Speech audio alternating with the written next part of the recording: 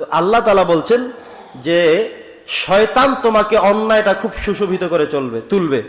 আজকে একটু খেলা দেখি না, কি হয়েছে, নামাজটা পড়ে বলুন, সবসময় আগে পড়ি, মানে আপনাকে আজকে খেলাটা খুব সুন্দর করে উপস্থাপন করা হয়েছে। বিয়ের খাবারে যাবেন, দূরে সবসময় তো আলাদা আলাদা খাই, আজকে পুরুষ মহিলা একসাথে বসে খাই, কি আর হবে? তার মানে শয়তান আপনাকে খুব সহজ করে উপস্থাপন করলো। একদিন একটু গুনাহ করলে কি আর হবে? একদিন একটু নেট থেকে সরে থাকলে, জামাতে নামাজ পড়লে, একদিন নামাজ কাজা হলে একেবারে কি আর হবে? সবসময় পড়ি না ভাই, এত মুসল্লিগিরি দেখায়ও না, এমন কথা বলার লোক সমাজে কি আছে? আছে আছে। বন্ধুরা আমার, সতর্ক থাকতে হবে। আমার আল্লাহ বলে দিয়েছেন, ওয়াসাইয়ানা লাহুমুশ শাইতান আমালাহুম ফাসাদ্দাহুম আনিস সাবিলি ফাহাল লা ইয়াহতাদুন ফাহুম লা ইয়াহতাদুন। আল্লাহ বলছেন এরা হেদায়েত প্রাপ্ত হবে না। অতএব মনে রাখতে হবে আমাদেরকে, শয়তান আমাদেরকে সব সময় এই শয়তানের কাজগুলোকে আমাদের কাছে স্পষ্ট করে ধরবে, সহজ করে ধরবে, তুলে ধরবে, উপস্থাপন করবে, সামনে নিয়ে ধরবে, সুযোগ করে দিবে। কিন্তু আমরা যখনই জানবে এটা অন্যায়, এটা অনিয়ম, এটা অবিচার, নির্বিচার, এটা গুনাহের কাজ, পাপের কাজ, সাথে সাথে ইস্তেগফার করে সেখান থেকে সরে আসতে হবে। বন্ধুরা আমার, আল্লাহ সুবহানাহু ওয়া তাআলা আরো বলেছেন যে শয়তানকে যখন আল্লাহ তাআলা জান্নাত থেকে বিতাড়িত করে, তখন সে কিছু দায়িত্ব নিয়ে আসছে।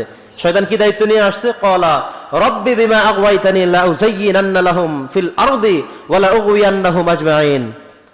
তবে এরপরে বলেছেন ইল্লা ইবাদাকা মিনহুমুল মুখলাসুন, যে যারা মুখলেস বান্দা তাদেরকেই আমি কেবলমাত্র ধোঁকার মধ্যে ফেলতে পারবো না, কিন্তু বাকি যেগুলো আছে সবগুলো ধোঁকার মধ্যে ছেড়েই ছাড়বো, আমি অন্যায় করেই ছাড়বো। হাসান বসরির ইতিহাস মনে হয় একদিন এই মসজিদে বলছিলাম, আজকে একটু সংক্ষেপে টাচ দেই, যে হাসান বসরি একদিন তাহাজ্জুদের নামাজ পড়তে পারেন নাই, উঠে দেখেন যে ফজরের আযান হয়ে গেছে। ফজরের নামাজের পরে মুনাজাত দিয়ে এমন ভাবে কান্নাকাটি করলেন, আল্লাহ তাআলা ওই তাহাজ্জুদ নামাজ পড়লে যতটুকু সওয়াব হতো তার কয়েক গুণ বাড়ায় সওয়াব দিয়ে দিছে। পরের রাতে এসে শয়তান বলল যে এই হাসান বসরি ওঠো নামাজ পড়তে। বলে কেন? তুমি আবার কে? আমি শয়তান। তো তোমার কাজ কি এখানে? বলো গতকালকে অনেক কষ্ট করে আপনাকে ঘুম লাগাইছিলাম, ঘুমের মধ্যে বিভোর করে রেখেছিলাম, কিন্তু দেখলাম আপনি যে কান্নাকাটি করলেন, আল্লাহ তাআলা কয়েক গুণ সব বাড়াইয়া দিছে, আমার তো সালাম সুদা সব শেষ। এই জন্য সিদ্ধান্ত নিয়েছি আগামীকাল থেকে নিজেই ডেকে দিব, ওঠেন না, আমাদের সময় হয়েছে। বুঝছেন? এটাই আল্লাহ এখানে বলছে ইল্লা ইবাদাকা মিনহুমুল মুখলাসুন, যে মুখলেস বান্দা যারা, তাদেরকে শয়তান ধোঁকার মধ্যে ফেলতে পারবে না। আমরা মাঝে মধ্যে আমাদের বিশ্বাসগুলো থাকে 4 আনা দামের, 8 আনা দামের। এই হুজুর কইছে এইটা, হইতে কইছে এটা, তো ওইটাই মানবো, মানে নিজের যেটা সুবিধা ওইটা। হুজুর, অনেক হুজুরা তো 8 রাকাত বলে, এই জন্য আমি 8 রাকাত পড়ি চলে যাই, মানে সুবিধা পাইছেন না?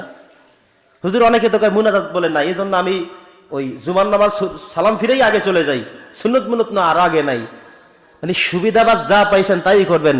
আল্লাহ এখানে বলে দিয়েছেন যে মুখলেস বান্দা যারা, তাদেরকে শয়তান ধোঁকায় ফেলতে পারে না। আর 2-4 টাকার দামের ইমান যাদের, তাদেরকে এই মুহূর্তের মধ্যে বিক্রি করে ফেলে। আপনি জানেন যে এই লোকটাকে ভোট দেওয়া উচিত, উচিত তো উচিত, এরপরে উচিত। 1 কাপ চা একজনে খাওয়াই দিছে, চিন্তা করলেন চা যেহেতু 5 টাকা ঢুকছে, তাইলে আমি ভোটটা ঘুরিয়ে দেই। এই 5 টাকা ইমান বিক্রি করে ফেললেন। আছে এমন মানুষ এখনো? কি আছে? এই জায়গায় আছে? ইন্না লিল্লাহ, এটা কেমন কথা?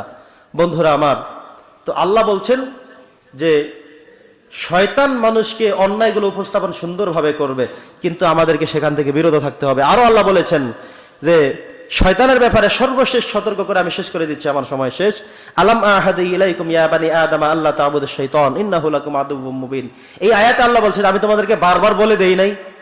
আলাম আহাদু ইলাইকুম ইয়া বানি আদম, হে বনি আদম, তোমাদের থেকে অঙ্গীকার নিয়েছিলাম, বুঝে বলছিলাম, শুনে দিয়েছিলাম, জানিয়ে দিয়েছিলাম যে লা তা'বুদুশ শাইতান, শয়তানের ইবাদত করো না, তার কথা শুনো না। ইন্নাহু লাকুম আদুউম মুবিন, সে তোমাদের প্রকাশ্য শত্রু। এরপরে এত শয়তানের লালসায় কেন?